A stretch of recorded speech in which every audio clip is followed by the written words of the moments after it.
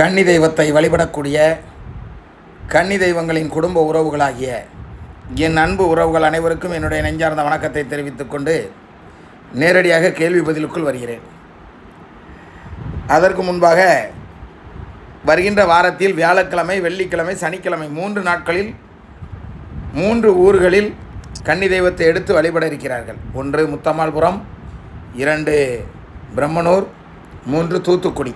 அதாவது வியாழக்கிழமை முத்தம்மாள்புரம், வெள்ளிக்கிழமை பிரம்மனூர், சனிக்கிழமை தூத்துக்குடி. இந்த 3 ஊர்களிலும் முறைப்படி கன்னி தெய்வத்தை காலன் போக்குவிட்டு வீட்டிற்குள் அழைத்து அவர்களை வழிபட இருக்கிறார்கள். நல்லபடியாக அந்த கன்னி தெய்வங்கள் அவர்களுடைய இல்லத்திற்கு வருகை புரிந்து அந்த தெய்வத்தின் அனுகிரகங்கள் அந்த குடும்பத்திற்கு முழுமையாக கிடைத்து அவர்கள் வாழ்வில் எல்லா வளங்களையும் பெற்று வாழ மனதார வாழ்த்தி முதலாவதாக ஒரு ஆடியோவை கேட்டு பதிலளிக்கிறேன். வணக்கம் அண்ணா. கன்னி தெய்வமே துணை, கன்னி தெய்வமே துணை, லைசா ரோகிணி சாத்தியமார்களே துணை அண்ணா. நான் ஒரு சென்னையிலேருந்து முத்துரத்தினம் பேசுகிறேன். நான் உங்கள் பெரிய ஒரு இதுலேருந்து நம்ம கன்னி தாயி எங்களை காப்பாற்றிருக்குண்ணா. நான் ஊருக்கு போயிருந்தேன், நேற்று தான் வந்தோம். ஊருக்கு போயிருந்தேன், அம்மாவை பார்க்குறதுக்காண்டி ஊருக்கு போயிருந்தேன். சாயல்குடிக்கிட்ட வந்திருந்தேன், கடலாடிங்கிற ஊரில். போயிட்டு கிருஷ்ணா ட்ராவல்ஸில் வந்துக்கிட்டு இருந்தோம்னா, வந்துக்கிட்டு இருக்கையில் விழுப்புரம் தாண்டி வந்துக்கிட்டு இருக்கையில் எனக்கு நல்லா காலையில் எத்தனை மணி இருக்கும், 3:30 மணி இருக்கும்னு நினைக்கிறேன். அந்த டயத்துக்கு நல்ல மல்லிகைப்பூ வாடை அப்படி வந்ததுன்னா, பூ வாடை எல்லாம் பூ வாசம். அப்போ ஜன்னலை திறந்து நான் பார்க்குறேன், அந்த டோர் திறந்து ஓப்பன் பண்ணி பார்க்குறேன், கதவு டோரை, சீட்டுக்கிட்ட இருக்கிற டோரை திறந்து பார்த்தா இது மல்லிகைப்பூ கடை எதுவும் இருக்குதா அப்படின்னு சொல்லிட்டு பார்க்குறேன். அங்கே எதுவுமே இல்லை, யாருமே இல்லை. அப்போ என் தங்கச்சி பக்கத்தில் இருக்கா தான், நானும் என் தங்கச்சி தான் போனோம். தங்கச்சி பக்கத்தில் இருக்கா. அவள் என்னன்னு கேட்குறா. மல்லிகைப்பூ வாடை அப்படி வருது, அதான் டோர் திறந்து பார்த்தேன், மல்லிகை பூக்கடை எதுனா இருக்குதான்னு. எதுவுமே இல்லை பாரு அப்படின்னு நான் சொல்கிறேன். அவளும் பார்த்துட்டு ஆமாம் இல்லை. அப்போ அவள் சொல்கிற கண்ணி கண்டு வந்திருக்குமோன்னு. அப்போ பக்கத்தில் இருந்தவர் தும்புறாரு. சரி, அதோட க்ளோஸ் பண்ணிவிட்டு காலையில் 3:30-4 மணி தானே, அப்படியே கண்ணை மூடிக்கிட்டு படுத்துக்கிட்டே வரோன்னா, வந்த உடனே எல்லாரும் ஒரே அலறல் சத்தம் கேட்குது. என்னன்னு பார்த்தா நான் வந்த பஸ்ஸு ஒரு லாரி 2ம் சேர்ந்தாப்புல இடித்து லெஃப்ட் சைடு அது வந்திருக்கு, நாங்கள் ரைட்டில். அது அந்த லெஃப்ட்லேயே அந்த சைடு அப்படியே வீல் 2 மேலே போய் அப்படி சரிஞ்சு விழுந்துருச்சேன்னா. பஸ்ஸு ஒன்றுமே அடியில். நாங்கள் ஒரு குழுங்கள் தான், எல்லாருக்குமே எந்த சேதாரம் கிடையாது. ஒரு குழுங்கள் தான். அந்த சீட்டில் கூட எங்கள் தலை போய் அடிக்கலை. ஆனால் ஒரே சவுண்டு தான். முடிச்சு பார்த்தா அந்த லாரி பெரிய லோடு லாரி, அது அப்படியே வீடு பூரா தூக்கி அப்படியே கவுந்து கிடக்குதுன்னா. எங்களுக்கு என்ன, அந்த டோர் லாக் ஆகிடுச்சு. அந்த டிரைவருக்கு முன்னாடி இருக்கிறது கண்ணாடி மட்டும் கிராச் ஆகி அப்படி இதுவாகிடுச்சு, டோர் லாக் ஆகிடுச்சு. டீசல் வாசனை, பயங்கர வாசனை, பத்திக்குமோன்னு ஒரு பயம். அப்புறம் பின் வாசல் வழியாக எமர்ஜென்சி கதவு வச்சுருப்பாங்களே, அது வழியாக எங்களை எல்லாரும் இறக்கிட்டு அப்புறம் அவங்க ட்ராவல்ஸ் இன்னொரு வண்டியை வர வச்சு நாங்கள் பத்திரமா வந்துட்டோன்னா. அது எனக்கு ஒரே ஆச்சரியம். மல்லிகைப்பூ வாடு அப்போ அந்த தாயி கூட வந்திருக்காங்க. அந்த மாதிரி வரப்போகுதுன்னு அவங்க தான் அம்பட்டு பேரையும் காப்பாற்றிருக்காங்கன்னு எனக்கு ஒரு ஃபீல்னா. அவ்வளோ ஒரு சந்தோஷம். அப்போ தாய் கூடயே இருக்காங்க. நான் ஊருக்கு போயிட்டேன், எங்கள் வீட்டுக்கார்ட்ட நீங்கள் விளக்கை ஏற்றுங்க அவர்கிட்ட சொல்லிட்டு தான் நான் போனேன். இது பெரிய அதிசயம்னா. இதுலேயே தெரியுது நம்ம எங்கள் கன்னி பாட்டி, அவங்களுக்கு பேர் தெரியாதுன்னா. 2 பேருமே எனக்கு தெரியல. கன்னி பாட்டி, அவங்கள அண்ணி அப்படிங்கிறத வச்சு தான் நான் கும்பிட்றேன்னா. ஆனால் எனக்கு அவ்வளோ சந்தோஷமாக இருக்குது. அவங்க மல்லிகைப்பூ வாசம். அப்போ அவங்க வந்திருக்காங்க, காப்பாற்றி கொடுத்துருக்காங்க. இதே லாரி லெஃப்ட் சைடு சரியாமல் ரைட் சைடில் சரிஞ்சிருந்தது. அப்போ இந்த கார் இடித்து இன்னொரு ரோட்டுக்கு போயிடுச்சுன்னா, பின்னாடி வர்ற பஸ்ஸு, காரு, நிறைய ட்ராவல்ஸ் வண்டி வருது, எல்லாம் இடித்து நாங்கள் என்ன இதுவாக இருப்போம்னு எங்களுக்கே தெரியல. அப்போ நீங்கள் சொல்லுவீங்கள்ல, தெய்வம் ஆக்சிடெண்ட் அதோ எதுவுமே வராதுன்னு நீங்கள் சொல்லுவீங்களே, இது ஒரு உதாரணம்னா, இது ஒரு இது நீங்கள் சொல்கிறது எல்லாமே சத்தியம்னா, நீங்கள் எங்களுக்கு கிடச்சி எப்படி சொல்கிறதுனே தெரியல. எங்களுக்கு கன்னித்தாயுடைய இது நீங்கள் தான் எப்படி எடுத்து சொல்கிறீங்க, அதே போல் நடக்குது. எங்களுக்கு எதுவுமே இல்லை. நீங்கள் சொல்கிறத கேட்கையில் சந்தோஷமாக இருக்குது. நீங்கள் தீர்க்காயசம் அவங்க குழந்தைங்க குடும்பம் எல்லாருமே நல்லபடியாக இருக்கணும்னா, எங்களுக்கு ஒரு ஆசான் குரு எல்லாமே நீங்கள் தான்.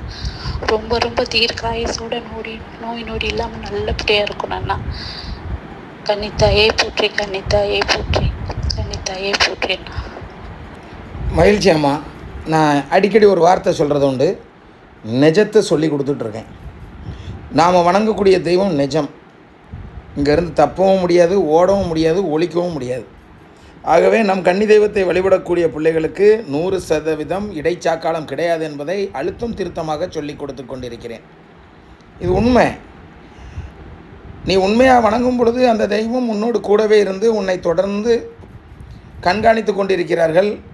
உன்னிடத்தில் உண்மை இல்லை, நீ வழிபடுதல் இல்லை, நீ நம்பவில்லை என்றால் அந்த தெய்வம் உன்னை கண்காணிப்பது இல்லை. அதிலும் கன்னி தெய்வத்தை முறைப்படி எடுத்த குடும்பத்திற்கு 100% பாதுகாப்பு உண்டு. முறைப்படி எடுக்காத குடும்பத்திற்கும் பாதுகாப்பு உண்டு. அந்த எத்தனை சதவீதம் என்று குறிப்பிட இயலாது. அந்த தெய்வமும் உங்களை வாழ வைக்க வேண்டும், என் பிள்ளைகள் வாழ வேண்டும் என்று நினைத்து கொண்டே தான் இருப்பார்கள். மகிழ்ச்சி. இப்போ நீங்கள் ஒரு விஷயம் சொன்னீங்க, பஸ்ஸில் நடந்ததை.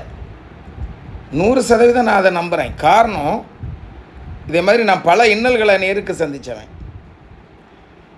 நம்மளுடைய கன்னி தெய்வம் அங்கே நம் பிள்ளைகளுக்கு ஒன்றும் ஆகிவிடக்கூடாது என்பதை, வந்ததை, உன்னோடு கூட பயணம் செய்ததை, உணர்ச்சியை உனக்கு தெரியப்படுத்த வேண்டும் என்பதற்காகத்தான் வாசனை மூலமாக தெரியப்படுத்தினார்கள். அதை பூவாடை என்று கூறினி, பூவாடை என்று சொல்லக்கூடாது, பூ வாசம் என்று சொல்ல வேண்டும். அந்த வாசனையை வைத்தே நாம் அறிந்து கொள்ளலாம் நம்மளுடைய தெய்வம், நம்மளுடைய குலதெய்வம், நம்முடைய கன்னி தெய்வம் உள்ளே வந்திருக்கிறார்கள் நம்மை காண. பிள்ளை பாதுகாப்பாக இருக்கிறாளா, அவளுக்கு ஏதேனும் பிரச்சனை வந்து விடுமோ என்று பயந்தோடி வந்திருப்பார்கள். உனக்கு ஒரு பிரச்சனையும் வராத அளவிற்கு பாதுகாத்து விட்டு உன் வண்டியை தொட்ட வண்டி கவுந்து கிடக்கு என்று கூறினாய். ஆனால் நீ நிமிர்ந்து இருப்பாய். ஏனென்றால் நம்மோடு இருப்பது கன்னி தெய்வம். மகிழ்ச்சி உறவை மீண்டும் அடுத்த கேள்வியை கேட்டு பதிலளிக்கிறேன். அப்பா, பந்தல்குடியிலேருந்து சித்ரா பேசுகிறேன்ப்பா.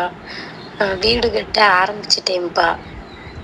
நானும் ஒரு நாள் அம்மாவை, கன்னி அம்மாவை வீட்டுக்குள்ளே கூட்டுட்டு வருவேங்கிற ஒரு நம்பிக்கை எனக்கு முழுசாக இருக்குப்பா. அதுக்கு கூடிய சீக்கிரம் எனக்கு அந்த நாள் வரணும்ப்பா. நான் எங்கள் அம்மாவை வீட்டுக்குள்ளே, கன்னி அம்மாவை கூட்டு வரணும்னு ரொம்ப ஆசையோடு இருக்கேன்ப்பா. அதுக்குண்டான நாள் எனக்கு சீக்கிரம் வரணும்ப்பா. கன்னி தெய்வமே துணை, கன்னி தெய்வமே துணை, கன்னி தெய்வமே துணை. உன்னுடைய நம்பிக்கை, உன்னுடைய வேண்டுதல், உன்னுடைய ஆசை அனைத்தும் நிறைவேறும் தாயே. வீடு கட்ட ஆரம்பித்து விட்டேன் என்று சொன்ன போதிலே வீடு கட்டியாச்சுன்னு தான் அர்த்தம். மிக விரைவில் கன்னி தெய்வத்தை எடுக்கக்கூடிய அந்த ஆசீர்வாதம் வரும். நிச்சயமாக எடுப்பாய். அது மட்டுமல்ல, இந்த தமிழகத்தில் கன்னி தெய்வத்தை நம்பக்கூடிய அத்தனை ஊர்களுக்கும் நான் சென்று அவர்களுக்கு வழிகாட்டுகிறேன். பக்கத்து மாநிலமான கேரளாவிலேருந்து கூடுறாங்க, அங்கெல்லாம் நான் போகிறதில்லை. கர்நாடகாவிலேருந்து கூடுறாங்க, அங்கேயும் போகிறதில்லை. ஆனால் அதற்கும் போகக்கூடிய பாக்கியங்கள் வரும் பொழுது நிச்சயமாக செல்வேன். எதற்காக போகவில்லை என்றால் எனக்கு மொழி தெரியாது. அங்கே போய் நின்று அவன் ஏதாவது ஒரு மொழியில் பேசிகிட்டு இருப்பான், அவனுக்கு நம்ம பதில் சொல்லணும்னா ஒன்றுமே புரியாது, கையும் புரியாது, காலும் புரியாது, மலையாளமே தெரியாது எனக்கு. இருந்த போதிலும் சிலர் மொழிபெயர்த்து அதை என்னிடத்தில் கூறுகிறார்கள், அதற்கு நான் வழிகாட்டுகிறேன். எது எப்படியோ முதல்ல நம்ம பிள்ளைகள், அதாவது தமிழ் பேசக்கூடிய நம்ம பிள்ளைகளுக்கு நம்ம வழிகாட்டி ஆகணும். இங்கேயுமே மற்ற மொழி தெரிந்தவர்களும் இருக்கிறார்கள், அவர்களுக்கும் வழிகாட்டுகிறோம். காரணம், மொழி நமக்கு பிரச்சனை இல்லை, எனக்கு தான் பிரச்சனை. எனக்கு புரியணும், நான் பேசினா புரியணும். அதனால தான் தமிழ் பேசுகிறோன்னா எனக்கு சிம்பிளாக புரியும்ல, அதனால் அப்படி சொன்னேன்.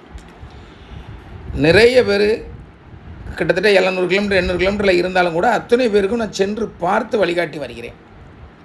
சரி, அது ஒரு பக்கம் இருக்கட்டும், அது என்னுடைய கடமை, நிச்சயமாக வழிகாட்டுவேன். ஆனால் அந்த கன்னிவழி பிள்ளைகள் இருக்காங்களே, இப்போ சமீபத்தில் ஒரு திருமணத்துக்கு போயிருந்தேன். நேற்று ஒரு திருமணத்துக்கு போயிருந்தேன் ராதாபுரத்துக்கு. அங்கே அவங்க கவனித்த கவனிப்பு இருக்கே, மனம் குளிர்ந்து போனது. நானே போதும் போதும்னு சொல்கிற அளவுக்கு ஆயிடுச்சு. மலர் தூவி வரவேற்கிறார்கள், கிரீடம் வைத்து வரவேற்கிறார்கள், மாலை போட்டு வரவேற்கிறார்கள், பன்னீர் தெளித்து வரவேற்கிறார்கள். ஒரே நேரத்தில் நாளையும் செய்து வரவேற்கிறாங்க. மேலே தாளத்தோடு வரவேற்கிறாங்க. இதெல்லாம் விட அவங்களுடைய மனதை பாராட்ட வேண்டும். எவ்வளோ கற்பனை, எவ்வளோ ரெடி பண்ணியிருக்காங்க. இந்த கன்னி வழியின் பிள்ளையின் மூத்த மகனாகிய என்னை இப்படிலாம் வரவேற்க வேண்டும், இப்படிலாம் செய்யணும்னு ரசித்து பண்ணி வச்சுருக்காங்க. ஒரு பொன்னாடை, அதையும் சொல்ல மறந்துட்டேன், பொன்னாடை போட்டு வரவேற்கிறார்கள். பொன்னாடெல்லாம் சும்மா சொல்லக்கூடாது. 650 ரூபாய்க்கு வாங்கியிருக்காங்க. 100 ரூபாய்க்கு வாங்கி முடிச்சிருக்கலாம், சீப் அண்ட் பெஸ்ட்டாக. துட்டை போட்டு வீணாச்சல் ஒழிச்சிக்கிட்டு. ஆக இந்த தெய்வத்தின் அனுகிரகத்தால் எனக்கு கிடைத்த இந்த பெருமை, எனக்கு கிடைத்த இந்த பொக்கிசமான நீங்களெல்லாம் என்ன சொல்வதென்றே தெரியவில்லை. உங்களுக்கெல்லாம் என்ன கைமாறு செய்ய போகிறேன் என்றும் தெரியவில்லை. என்ன கைமாறு செய்து விட முடியும்? உங்கள் குடும்பத்தை வாழ வைக்கக்கூடிய கன்னி தெய்வத்தை முறைப்படி எடுத்து உங்களுக்கு வழிகாட்டுவதே பெரிய கைமாறாக நினைக்கிறேன். அதை செய்ததனால் இந்த பலன் என்றும் நினைக்கிறேன். ஆக உங்கள் வீட்டு கன்னி தெய்வங்கள் எனக்கு அந்த ஆசீர்வாதமோ வரவேற்போ அதை அளித்ததாக நான் நினைக்கிறேன். நான் வணங்கக்கூடிய அத்தைகள் அதை பெற்றுக்கொண்டு ஏற்றுக்கொண்டு உங்களை மனதார ஆசீர்வதித்திருப்பார்கள் என்றும் நான் மனதார வாழ்த்துகிறேன். உங்கள் எண்ணம் போல் வாழ்வு என்பது போல மனதார எனக்கு நீங்கள் செய்ததெல்லாம் அத்தைகளிடத்திலே நீங்கள் அன்பு கூர்ந்ததை நானும் சொல்வேன். அப்படி சொல்லும் பொழுது அந்த தெய்வங்கள் உங்களை பரிபூர்ணமாக என் பிள்ளையை ஆசீர்வதித்திருக்கிறாய், என் பிள்ளையை வரவேற்றிருக்கிறாய், உன்னை நான் மனதார வாழ்த்துகிறேன் என்று அந்த வாழ்த்துக்கள் நிச்சயமாக உனக்கு கிடைக்கும். அதுக்காக எனக்கு நீ டெய்லி வாழ்த்து, எனக்கு நீ இப்படி செலவழின்லாம் நான் சொல்லலை. ஐயோ அப்படிலாம் செலவழிக்காண்டாம். இதே மாதிரி பால்கண்ணன், ரோச்மியாபுரத்தை சேர்ந்த கண்ணன், செண்டா மேலே அடித்து வானவெடி போட்டு மாலை போட்டு என்னை அவருடைய இல்லத்திற்கு அழைத்து சென்று பன்னீர் தெளித்து உள்ளே அழைத்து சென்றார். அவருடைய மகளின் புப்புனித நீராட்டு விழாவிற்கு மனதார அந்த 2 குழந்தைகளையும் வாழ்த்தினேன். அவருக்கு 2 பிள்ளை, அதனால் பிரித்து சொல்லலை. 2 பிள்ளையும் நமக்கு ஒன்று தான். பாசமான பிள்ளைகள். என்னை பார்க்க வேண்டும், என்னிடத்தில் பேச வேண்டும் என்றால் ஓடோடி வருவார்கள். சமீபத்தில் கூட வள்ளியூருக்கு ஒரு காரியமாக சென்றிருந்தேன். குழந்தைகள் கேள்விப்பட்டனுடன் வள்ளியூருக்கு வந்துட்டாங்க. தாய், தகப்பன், 2 பிள்ளைகள், 4 பேரும் 2 பைக்கில். ஆக இந்த பிள்ளைகளுக்கு நாம் என்ன செய்ய போகிறோம்? ஒன்றை மட்டும் நிச்சயமாக என்னால் சொல்ல முடியும். முழு பாக்கியத்தையும் முழு ஆசீர்வாதத்தையும் உங்களுக்கு என்னால் தர இயலும், தெய்வத்திடம் வாங்கி. என் ஆசீர்வாதம் ஒரு பக்கம் இருந்தாலும் கூட தெய்வங்களின் ஆசீர்வாதம் மிக மிக முக்கியம். அந்த தெய்வத்தின் ஆசீர்வாதத்தை உங்கள் குடும்பத்திற்கு பரிபூர்ணமாக என்னால் வழங்க இயலும் என்பதை நம்பிக்கையோடு கூறுவேன். அப்படி வழங்க வேண்டும் என்றால் உங்களிடத்திலும் நம்பிக்கை இருக்க வேண்டும். நீங்களும் அந்த கன்னி தெய்வத்தை பரிபூர்ணமாக வணங்கி இருக்க வேண்டும், வணங்க வேண்டும், வழிபட வேண்டும். நீங்கள் வணங்கி வழிபட்டு வாழும் பொழுது என்னுடைய வேண்டுதலும் நிறைவேறும், உங்களையும் வாழ வைப்பார்கள் என்பது உண்மை. மகிழ்ச்சி உறவுகளே, எண்ணற்ற குழந்தைகள் என்னை வரவேற்கிறார்கள். அத்தனை பேரையும் மனதார வாழ்த்துகிறேன். நீங்கள் பல்லாண்டு பல்லாண்டு பல நூறாண்டு பெயர் புகழோடு உங்களுடைய வாழ்க்கை, உங்களுடைய சந்ததியின் வாழ்க்கை பரிபூர்ணமாக இருக்க வேண்டும் என்று வாழ்த்துகிறேன். அன்புக்குரியவர்களே, உங்கள் அத்தனை பேருடைய அன்பையும் நான் பார்க்கும் பொழுது என் பணியில் எனக்கு இவ்வளவு ஒரு மகிழ்ச்சியை தரும் அளவிற்கு மக்களை தந்திருக்கிறார்கள் இந்த கன்னி தெய்வம் என்று நினைக்கும் பொழுது ஆனந்தத்திற்கு எல்லையே கிடையாது. என் மகிழ்ச்சிக்கும் எல்லையே கிடையாது. சந்தோஷம் சந்தோஷம் சந்தோஷம் என்ற வார்த்தையை தவிர வேறு வார்த்தையும் கிடையாது. இந்த பிள்ளைகள் இன்னும் நன்றாக இருக்க வேண்டும். அந்த கன்னி தெய்வங்கள் இவர்களை வாழ வைக்க வேண்டும். இந்த கால்கரையைச் சேர்ந்த சுடலையாண்டி அவருடைய இல்லத்திற்கு திருமணத்திற்கு சென்றிருந்த பொழுது குடும்பமே என்னை வரவேற்பது மட்டுமல்ல, ஆசீர்வாதத்தையும் பெற்றுக்கொண்டார்கள். வாழ்க வளமுடன், நீங்கள் நல்லா இருக்கணும். ஆனாலும் அந்த மகளின் கண்கள் கலங்கின. நான் புறப்படும் பொழுது 8 மணிக்கு புறப்பட்டேன் உங்களுடைய திருமண வீட்டிற்கு. 9, 10, 11, 11:30, 12 மணி 12:30க்கு திசையன் விலைக்கு வந்தேன். சுமார் 4.5 மணி நேரம் அங்கே இருந்தேன். காலையில் வரும்பொழுதே நான் நம் வீட்டில் டிஃபன் சாப்பிட்டு விட்டேன். ஆனால் என்னோடு வந்த என் மகன் அண்ணன் பையனை சாப்பிடுன்னு என்று சாப்பிட வைத்தேன். ஏன்னா நான் சாப்பிட்டு வந்துட்டேன். பிறகு மதிய சாப்பாடு 1 மணிக்கு மேல் நடக்கும். நான் 1 மணி வரை காத்திருக்க வேண்டும். ஆனால் எனக்கு மதுரையிலிருந்து, நான் இப்போ கன்னி தெய்வத்தை எடுக்கணும்னு சொன்னேன்னா பிரம்மனூர், அங்கிருந்து பிள்ளைகள் வந்து விட்டார்கள். அவர்கள் வரும்பொழுது நான் ஊரில் இருக்க வேண்டும். அதுதான் நீதி. ஆக திருமணத்தை நடத்திவிட்டு அங்கு உணவு சாப்பிட நேரம் இல்லாத காரணத்தினால் உடனடியாக புறப்பட்டு விட்டேன். அது மட்டுமல்ல, நமக்கு கடைசி சாப்பாடு சாப்பிட்டு தான் பழக்கமே தவிர முதல் சாப்பாடாக போய் பந்தியில் இருந்து பழக்கம் அல்ல. எனக்கு சாப்பாடு முக்கியமா என்றால் அது முக்கியமே இல்லை. வந்த வேலை முக்கியம், உங்களை ஆசீர்வதிக்க வேண்டும் அது முக்கியம், திருமணம் நல்லபடியாக நடக்க வேண்டும் அது முக்கியம். வேறு எதுவும் எனக்கு பெரிதல்ல. ஆக நான் புறப்பட்டு வரும்பொழுது அந்த மாப்பிள்ளை பையனின் தாய்க்கு கண் கலங்கியது, சாப்பிடாமல் போகிறாங்களே என்று. அப்படியெல்லாம் நீங்கள் நினைக்கவே கூடாது. நான் உங்கள் வீட்டு பிள்ளை, உங்கள் கன்னி தெய்வத்தின் மூத்த மகன்.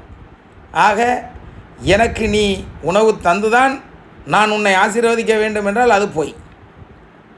சாப்பிட்டாலும் சரி சாப்பிடாவிட்டாலும் சரி என் மனம் நிறைந்து அங்கு வாழ்த்திவிட்டு வந்தேன் பிள்ளைகளை. இதே ஒற்றுமையோடு, இதே அன்போடு, இதே பாசத்தோடு, நோய் நொடியில்லாத வாழ்க்கையோடு, செல்வ செழிப்போடு, கல்வி செல்வத்தோடு உன் வம்சம் வளர வேண்டும் என்று அந்த குழந்தைகளை வாழ்த்திவிட்டு வந்தேன். அன்பானவர்களே, மிக மிக மகிழ்ச்சி. உங்களை எல்லாம் பெற்றுக்கொண்ட எனக்கு சொல்ல வார்த்தைகளே இல்லை. இன்னும் எத்தனையோ இருக்கிறது, நாம் பார்ப்போம். பார்க்கின்ற பொழுது அதை பகிர்ந்து கொள்வோம். மகிழ்ச்சி. மீண்டும் அடுத்த ஆடியோவை கேட்டு பதிலளிக்கிறேன். கன்னி தெய்வம் துணை. கன்னி தெய்வம் துணை. அற்புதமான குரல், மழலையின் குரல். இதற்கு மேலே நமக்கு என்ன வேணும்? இப்படிப்பட்ட குழந்தைகள் அடுத்த தலைமுறை. அதை தான் சொன்னேன். ஒரு காலத்தில் என்னை சுற்றி பல அதிகாரிகள் இருப்பார்கள். ஐஏஎஸ் இருப்பாங்க, ஐபிஎஸ் இருப்பாங்க, ஐஎஃப்எஸ் இருப்பாங்க, டீச்சர்ஸ் இருப்பாங்க, கலெக்டர்ஸ், டாக்டர்ஸ் இருப்பாங்க, வக்கீல்ஸ் இருப்பாங்க. இப்படி அனைத்து பதவிகளையும் சொல்லிக்கொண்டே போகலாம். கன்னி தெய்வத்தின் பிள்ளைகள் அனைத்தும் என் பிள்ளைகள். கன்னி தெய்வ குடும்ப உறவுகளே என்று தான் கூறியிருக்கிறேனே தவிர இங்கு ஜாதியோ மதமோ மொழியோ தடை இல்லை. ஆக அன்பு பிள்ளைகளே, நீங்களெல்லாம் வளர்ந்து நன்கு படித்து நல்ல உத்தியோகத்தில் இருக்கும் பொழுது தான் எனக்கு மகிழ்ச்சி, நிறைவான மகிழ்ச்சி அடையும் என் மனது. அடிக்கடி சொல்வேன், என் பிள்ளைகள்லாம் பெரிய பெரிய பதவியில் இருப்பாங்கன்னு. அனைவரும் பதவிக்கு வர வேண்டும். கன்னி தெய்வத்தை வழிபடக்கூடிய அனைவரும் பதவிக்கு வர வேண்டும். எங்கு பார்த்தாலும் கன்னி வழி பிள்ளைகள் ஓஹோ என்று வாழ வேண்டும் என்பதுதான் என்னுடைய விருப்பம். வாழ வைக்காமல் விடப்போவதில்லை என்பதை உறுதியாக கூறிக்கொண்டு அடுத்த கேள்விக்கு பதிலளிக்க வருகிறேன். கன்னி தெய்வங்கள் இருக்கும் வீட்டில் இடைப்பட்ட இறப்பு, அதாவது இடைச்சாக்காலம் வராத வீட்டில் பிறகு எப்படி அண்ணா 2-3 கன்னி தெய்வங்கள் இருக்கிறாங்க அண்ணா, அதற்கு அந்த குடும்பம் வணங்காமல் இருப்பதுதான் காரணம் அண்ணா என்று கேட்டிருக்கிறார். கேள்வியும் கேட்டு பதிலும் நீங்களே சொல்லிட்டீங்க. கன்னி தெய்வத்தை முறைப்படி காலன்போக்கு எடுக்கப்பட்டிருந்தால், அதையும் முறைப்படி வழிபட்டு நம்பிக்கையோடு வணங்கி வந்திருந்தால் எந்த சூழ்நிலையிலும் அங்கே இடைச்சாக்காலத்தை வர விடமாட்டார்கள் என்பது உண்மை. அதுக்காக தெய்வம் இருக்குன்னு மதத்து போய் 3 மாடிக்கு மேலே நின்று தலைகீழ குதிச்சா வாழ முடியுமா? மனுஷனுக்கு எது வேணாலும் இருக்கலாம், மதம் பிடிக்கக்கூடாது. எந்த காரியத்தில் மதம் பிடிச்சாலும் அவன் கிறுக்கன் தான். மதத்தில் மதம் பிடிச்சாலும் கிறுக்கன் தான், ஜாதியில் மதம் பிடிச்சாலும் கிறுக்கன் தான். சொல்லிக்கொண்டே போகலாம். உணர்வுகள் இருக்கத்தான் செய்யும். அளவோடு இருப்பது நல்லது. அளவுக்கு அதிகமானால் அமிர்தமும் நஞ்சு என்பது போல உள்ளன்போடு கன்னி தெய்வத்தை வழிபட்ட பிள்ளைகள் வீட்டில் இடைச்சாக்காலம் கிடையாது என்பதை உறுதியாக சொல்வேன். ஒழுங்காக வழிபடாமல் இருந்திருப்பார்கள், வாழ முடியாமல் பெய்யிருப்பார்கள். மீண்டும் இருக்கக்கூடிய கன்னி தெய்வத்தையாவது ஒழுங்காக எடுத்து வழிபட்டு வாழ்க்கையை வாழுமாறு கூறிக்கொண்டு அடுத்த கேள்விக்கு பதிலளிக்க வருகிறேன். எதனால் அண்ணா கன்னி தெய்வங்கள் சொந்த வீட்டை தொடர்ந்து எடுக்கிறாங்க, வாடகை வீட்டில் இல்லாமல்? இவங்க கேட்ட கேள்வி கேட்க தெரியாமல் கேட்டிருக்காங்க. எதனால் கன்னி தெய்வத்தை வாடகை வீட்டில் எடுக்காங்க, சொந்த வீட்டில் எடுக்கலை? அப்படி கேட்டிருந்தோம்.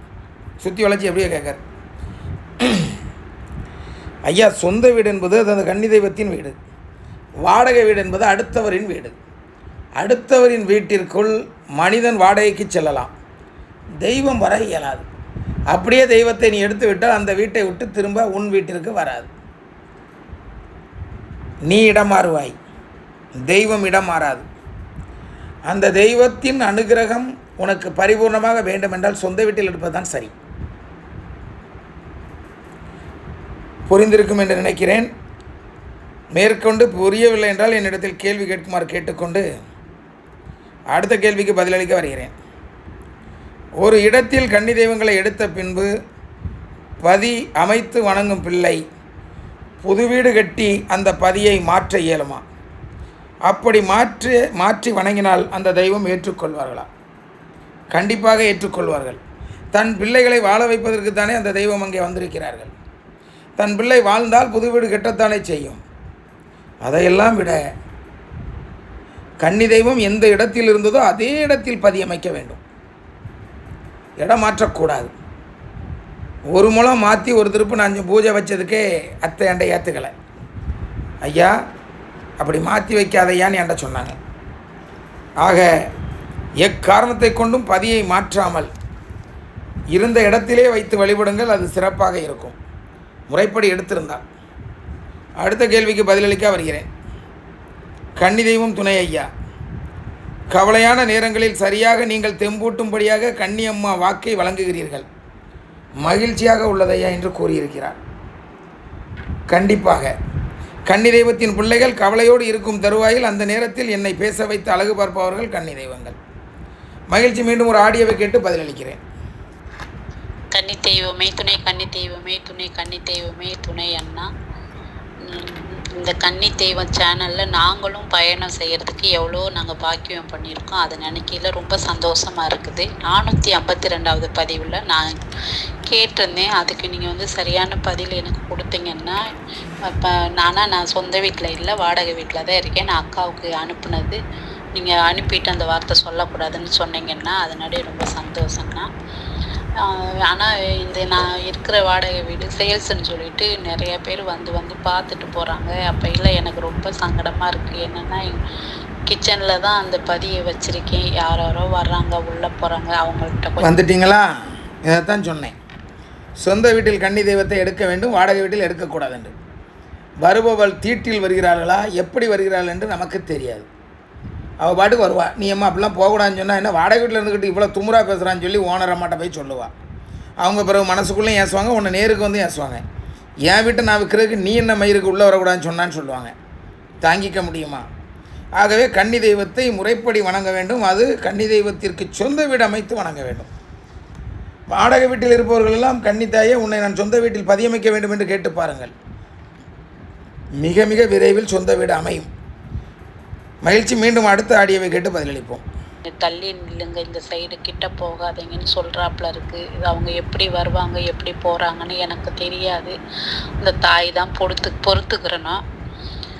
அப்புறம் இன்னைக்கு நான் சனிக்கிழமைனா செகண்ட் சாட்டர்டே எங்கள் பேத்தி அவங்க வீட்டில் இருந்துச்சு. அதனாடி உங்கள் பதிவை பார்க்குறதுக்கு முடியாதனால இன்றைக்கி 452வது பதிவு, 55வது பதிவு, 54வது பதிவு. இதை நான் கிச்சனில் இருந்து கேட்டுக்கிட்டு இருந்தேன், வேலை செஞ்சுக்கிட்டே கேட்டுக்கிட்டு இருந்தேன். அப்பையில் எங்கள் பாட்டியும் நான் அண்ணி அவங்க 2வது எடுத்து வச்சது அந்த பதிக்கிட்ட நின்று கேட்க என்னால் கேட்கவே முடியலன்னா அவ்வளோ உடம்பு சிலுத்தது. அவ்வளோ சந்தோஷமாக இருந்தது. எனக்கு உடம்பு சிலுத்துது, அப்படியே சிலுத்து ஒரு மாதிரியாகவே இருந்தது. ரொம்ப சந்தோஷம் வேற என் மனசு பட்டுச்சு.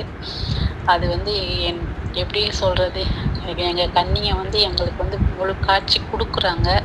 ஆனால் சொந்த வீடு இல்லாதனால அவங்களுக்கு எதுவுமே வைக்க முடிய மாட்டேது. வெறும் தண்ணி தான் வைக்கிறேன். நான் மணி வாங்கி மணி அடிக்கலாமாண்ணா, இல்லை எடுத்த பின்னாடி தான் அடிக்கணுமா? நான் வெறும் ஊதுபத்தி வச்சு இது பண்ணி தான் தண்ணி வச்சு நான் கும்பிட்டுக்கிட்டு இருக்கேன்னா, உங்களுடைய எப்படி சொல்கிறது, உங்களுடைய வழிகாட்டுதல் போல தான் நான் எல்லாமே செஞ்சுக்கிட்டு இருக்கிறேன். ஆனால் நாங்கள் சந்தோஷமாக இருக்கிறோம். ஆனால் முன்னாடிலாம் பையன் இப்போ லோன் போட்டு எதுனா வாங்கி அந்த பாட்டியை ஒரு நிலையான இடத்துல வைக்கணும் அப்படிங்கிற ஒரு எண்ணம் அவனுக்கு இப்போ தான் உருவாகிருக்குது. முன்னாடிலாம் கண்டிப்பாக உருவாகிவிடும். கண்டிப்பாக சொந்த வீடு வரும், வர வைப்பார்கள். ஆகவே தெய்வம் இருக்கிறது என்பதனால் அது அதிக பிரசங்கித்தனம் பண்ணிவிட வேண்டாம். ஒரு லோன் வாங்கினாலும் சரி, ஒரு வீடு வாங்கினாலும் சரி, இந்த தொகையை நம்மால் கட்ட முடியுமா என்பதை அறிந்து கொண்டு வாங்குங்கள். பிறகு கன்னி தெய்வம் இருக்குது, நான் சொந்த வீடு வாங்கிட்டேன், என்னால் லோன் கட்ட முடியல, நான் கஷ்டப்பட்டேன்னு தெய்வத்தை குறை சொல்லிவிடாதீர்கள். விரலுக்கு தக்கத்தான் வீக்கம் இருக்க வேண்டுமே தவிர அதிகப்படியான இது ஆபத்தை கொண்டு வந்து விடும். அதனால் நம்மளுடைய செலவு நம்மளுடைய வரவு கணக்கு பார்த்து செய்யவும். இப்போ ஒரு விரல் இருக்குது, அதில் ஒரு பவுனில் ஒரு மோதிரம் போடலாம். நான் விரலில் 21 பவுனில் தான் மோதிரம் போடுன்னு சொன்னால் அந்த விரலில் பார்வை இருக்குமா? 21 பவுனில் மோதிரம் போட முடியுமா? அந்த விரல் உழைந்து விடாதா? அந்த விரல் உளைச்சல் கொடுக்காதா? இப்படி புரிந்து கொள்ள வேண்டும். மீண்டும் உங்களுடைய ஆடியோவை கேட்டு பதிலளிக்கிறேன். எல்லாம் கடன்லாம் லோன்லாம் வாங்கினா கட்ட முடியாதுமா, வட்டிக்கு வட்டி போடுவாங்க அப்படின்னே சொல்லுவான். வட்டிக்கு வட்டி போட மாட்டாங்க. நீங்கள் முறைப்படி கட்டவில்லை என்றால் வட்டிக்கு வட்டி போடுவார்கள். மாதம் தவறாமல் சரியாக கட்டிவிட்டால் வட்டிக்கு வட்டி வராது. மகிழ்ச்சி. மீண்டும் உங்களுடைய ஆடியோவை கேட்கிறேன். யூஸ் பண்ண மாட்டேன், உன்னுடைய விருப்பம்ப்பா, உனக்கு எது நல்லதுன்னு படுதோ உன்னால் சமாளிக்க முடியும்னா செய்யி அப்படின்னு சொல்லிட்டு கரெக்ட். இதைத்தான் சொல்லி கொடுக்கணும். லோன் எடுத்தால் கட்டிட முடியுமா? சம்பளம் இவ்வளோ வருது, லோனுக்கு இவ்வளோ போகும், வீட்டு செலவு இவ்வளோ காணுமா? இதை பார்த்து விட்டு எடுத்து வீடு வாங்குமாறு அன்போடு கேட்டுக்கொண்டு மீண்டும் உங்களுடைய ஆடியோவை கேட்டு பதிலளிக்கிறேன். நாங்கள் இப்போ ஒரு கடை வச்சுருந்தோம். பெரிய கடை கிடையாதுன்னா நாங்கள் அயன் பண்ணுறவங்க தான். அயன் கடை வச்சுருந்தோம். எங்கள் வீட்டுக்காருக்கு உடம்புக்கு முடியாதனால அதை நான் கொடுத்துட்டேன்னா விற்றுட்டோம்.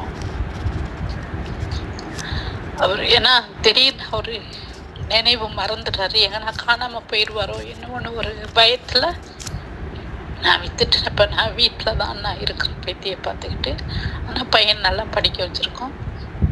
அதனாடி இப்போ எதுவும் கவலைப்படாதீங்கம்மா, நீங்கள் நல்லபடியாக இருந்தாலே போதும் அப்படின்னு பையன் சொல்லிட்டான். அதனாடி நான் நல்லா தான் நான் இருக்கிறேன். ஆனால் கட்டாயம் நீங்கள் சொல்கிறது போல் எனக்குன்னா ஒரு நாளைக்கு ஒரு சொந்த வீடு வாங்கி அவங்கள நாங்கள் வச்சு வணங்குகிற ஒரு இது ஒரு மனசு இருக்குது. அந்த தாய் கொடுப்பாங்கிற ஒரு நம்பிக்கையோடு இருக்கிறோம். ஆனால் நோய் நொடி இல்லாமல் நல்லபடியாக வைக்கணும். நீங்கள் ரைஸாக ரூபினி சாத்தேட்டையும் வேண்டுங்கன்னா நீங்களும் பிரார்த்தனை பண்ணுங்கன்னா என் பையனுக்கு நல்ல பொண்ணாக அமைஞ்சு அவனுக்கு கல்யாணம் பண்ணணும்.